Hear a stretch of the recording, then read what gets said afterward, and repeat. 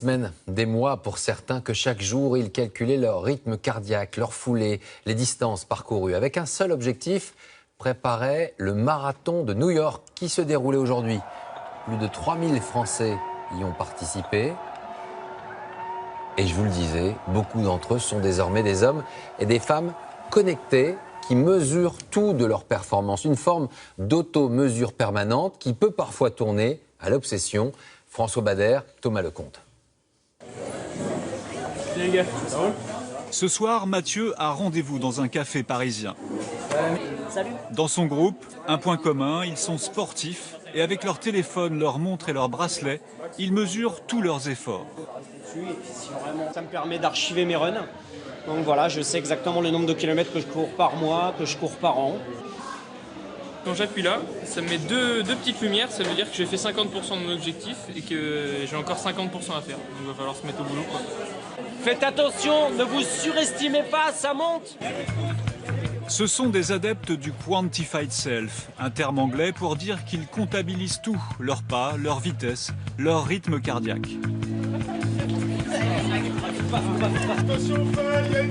Ils se lancent des défis et comparent leurs performances.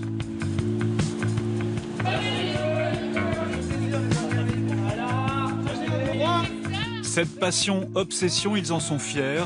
Petite photo de groupe qui finira sur les réseaux sociaux. Ce n'est pas fini. À table, Mathieu va enregistrer les calories de son repas. Et une fois terminé, il rentre toutes les statistiques accumulées dans la journée sur son ordinateur. Vous n'avez pas peur d'être tracé un peu dans votre activité avec des objets comme ça ?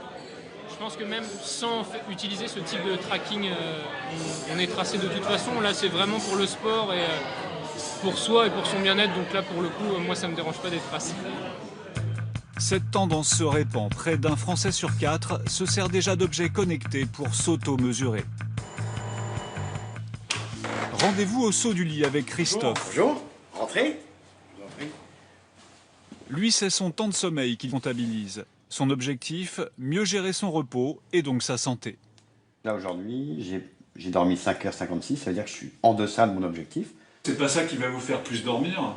Ça va m'inciter peut-être à retrouver une certaine hygiène, de me coucher plus tôt, moins sortir, et puis peut-être compenser dans les configurations comme cette nuit où j'ai dormi moins de 6 heures, peut-être compenser par une sieste rapide.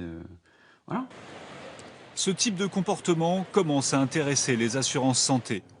Elles militent pour le développement de l'automesure auprès de leurs adhérents et à l'intérieur même de certaines sociétés.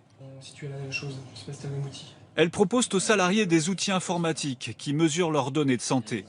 L'ambition affichée, prévenir les risques, mais il n'y a pas que ça. Pour les entreprises, c'est aussi la possibilité d'améliorer la productivité. L'impact aussi, il est intéressant sur l'absentéisme qui est dû aussi à des problématiques de santé. Plus on réduira les causes liées aux maladies, plus on réduira l'absentéisme dans les entreprises et chez nous aussi. Ni les entreprises, ni les assurances ne doivent normalement avoir accès aux données des salariés. Elles sont protégées par la loi.